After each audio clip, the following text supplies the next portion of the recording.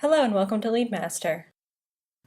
In this video, I'm going to show you how to use simple yet powerful field customization features to make sure that LeadMaster fits your business needs. There are many different ways to customize fields in LeadMaster. Before you can customize fields in LeadMaster, you'll need to access Administration. If you don't see the Administration menu in the top menu bar, you won't be able to work with the field customization features.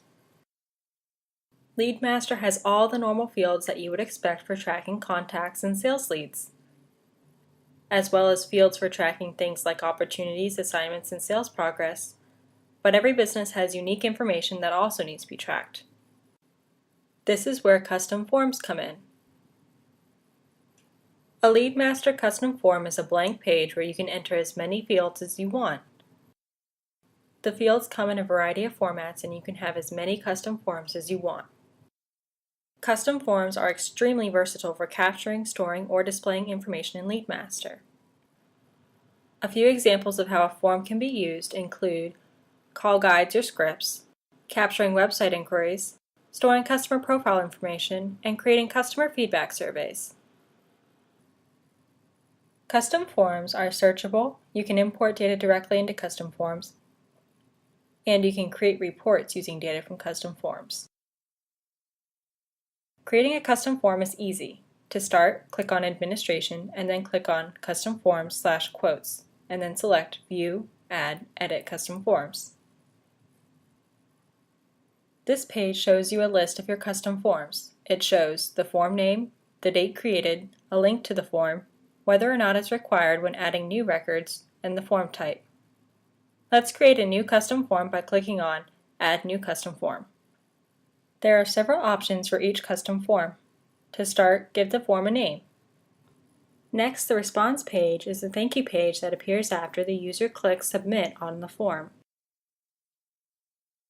Then, do you want to be able to attach this form to records? Typically, we'll want to attach forms to records, so we'll select Yes. For now, I'll leave the rest of the answers to the questions as No. You can always come back and change the answers later.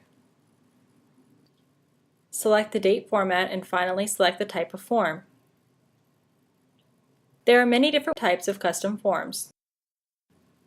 First, the supplemental form, which can be attached to records and opens in a new window. Next is the web form, which is the same as the supplemental form with the additional feature that it can be made available for data input via the internet. The third type of form is called the sales update form. It is basically the same as the supplemental form with the additional feature that it can be embedded or displayed inline on the sales update page. The sales update form can be made available or triggered by campaign in LeadMaster. Being available by campaign is an important feature if you are running multiple campaigns simultaneously and want to gather and display unique information by campaign. Next is the feedback form, which is embedded at the end of the sales update page and usually contains questions regarding the quality of a lead. And finally, the opportunity form appears in the sales opportunity section of the edit profile and sales update pages and can be customized by work group. Custom forms have a wide variety of uses, enabling you to track whatever you need. For this demonstration, I'm going to set up a custom form to help track incoming job applications. I'm going to work with a web form because it can accept data from the internet. Start adding fields to a custom form by clicking the New Question link. This opens a window where you'd select the type of field you'd like on the custom form.